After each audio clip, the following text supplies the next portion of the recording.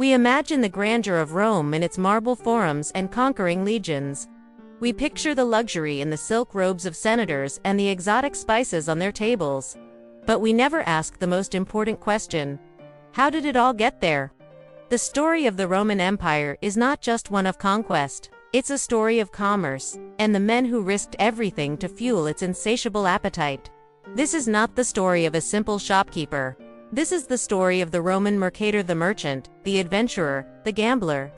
His daily life was a high-stakes bet against pirates, bandits, storms, and corrupt officials. The reward was immense wealth. The price of failure was a watery grave or a dagger in a dark alley. We know about the soldiers who fought for Rome, but what about the merchants who died for it? What secret methods did they use to protect their fortunes in a world with no insurance, no police force, and no guarantees? Subscribe now to uncover the dangerous, untold story of the men who truly built the Roman economy. The common myth of Roman commerce is one of peaceful, orderly trade, facilitated by the legendary Pax Romana, the Roman peace. We imagine tranquil seas and safe roads, where goods flow freely under the protection of the legions. This is a dangerous illusion. The truth is that for a Roman merchant, the world was a battlefield of risk. The Pax Romana was real, but it was not absolute. The Mediterranean, which the Romans called Mare Nostrum or our sea, was simply too vast to be completely policed. Pirate dens thrived in hidden coves, emerging to prey on slow-moving cargo ships. On land, the famous Roman roads were arteries of commerce. But they passed through dense forests and remote mountains where bandits could strike with impunity. Beyond the risk of violence, there was the risk of nature itself. Sudden violent storms could sink a ship without warning, taking the merchant's entire fortune to the bottom of the sea. There was no insurance to cover these losses, no international banking system to secure payments.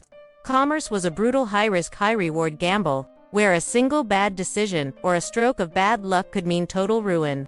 To understand a merchant's day, we must understand the world he moved through. The Roman Empire was the first true globalized economy, a vast network of trade routes that connected Britain to India.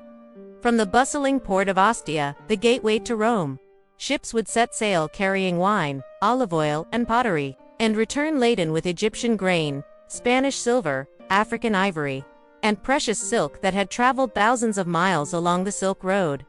For a merchant, this world was a map of opportunities and dangers. His life was dictated by the seasons of the sea and the safety of the roads.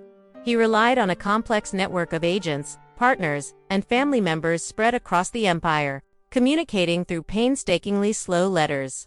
A deal struck in Rome might not see its profits for months, if at all. This was a world of handwritten contracts, of deals sealed with a handshake, and of a constant, gnawing anxiety that your ship, your cargo, and your life might not make it to the next port. Let us follow a merchant named Gaius for a typical and dangerous journey. His day begins before dawn at his warehouse in the sprawling port of Ostia. The air is thick with the smell of salt, fish, and 100 exotic spices. He is not a man of leisure. He is a man of constant stress. He personally oversees the loading of his ship, a sturdy merchant vessel called a corbita. Hundreds of clay amphorae, each filled with valuable wine from the hills of Campania, are carefully stacked in the hold. His entire net worth is in this single, fragile cargo. He hires a small band of grim-faced mercenaries to serve as guards, knowing they are his only protection. Before setting sail, he makes a nervous offering at the Temple of Mercury, the god of commerce and tricksters, praying for good fortune on his voyage to Ephesus. As his ship leaves the harbor, he watches the coast of Italy disappear, knowing he might never see it again.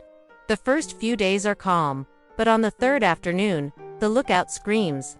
On the horizon, two low, fast-moving ships appear, pirate vessels. Panic erupts. Gaius's ship is a slow, heavy cargo hauler. There is no escape. His mercenaries draw their swords, but they are hopelessly outnumbered. As the pirates close in, Gaius faces a devastating choice: fight and likely die, or surrender his cargo and face financial ruin. The journey's end is no less stressful. After arriving in a new port, exhausted and on edge, his work is only half done. The night is spent in a crowded tavern, haggling with local buyers in a mix of Latin and Greek. his eyes constantly scanning for thieves and con artists. Sleep comes late, and it is rarely peaceful. In this constant battle of wits and courage, what do you think was the merchant's most valuable asset? His sword, his gold, or his ability to judge a man's character in a single glance? Let us know your thoughts in the comments below. Our knowledge of this perilous life is not speculation. It is pieced together from a wealth of historical and archaeological evidence. Roman legal texts are filled with intricate laws dealing with shipwrecks, piracy, and commercial disputes, a clear sign of how common these problems were. The tombstones of merchants, like the famous one of Eurysaces, the baker in Rome, are often decorated with detailed reliefs showing their businesses and action ships being loaded, grain being milled, a proud testament to a life of successful commerce. Most dramatically, the floor of the Mediterranean Sea is a vast museum of Roman trade. Archaeologists have discovered hundreds of Roman shipwrecks, their cargoes of amphorae, marble, and other goods still perfectly preserved, each one a silent snapshot of a voyage that ended in disaster. These wrecks tell us what they carried, where they were going, and the immense risks they took. The Roman attitude toward commerce was a paradox. The old patrician aristocracy, whose wealth was based on land, looked down on merchants as greedy and vulgar. In fact, senators were legally forbidden from engaging in large-scale trade, but this was a public fiction. In reality, many of these same senators invested heavily and secretly in commercial ventures through agents and freedmen, unable to resist the lure of massive profits. The merchant, therefore, occupied a strange place in society.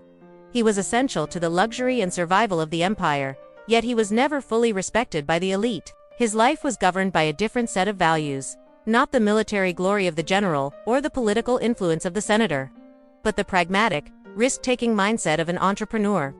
He placed his faith not in the gods of war, but in Fortuna, the fickle goddess of luck, whose favor could bring unimaginable wealth or sudden, catastrophic loss. In the end, the Roman merchant was one of the unsung heroes of the empire. He was not a conqueror who expanded its borders, but a connector who held its vast territories together. His courage to face the dangers of the sea and the lawlessness of the roads was the engine of a globalized economy that brought the world to Rome's doorstep.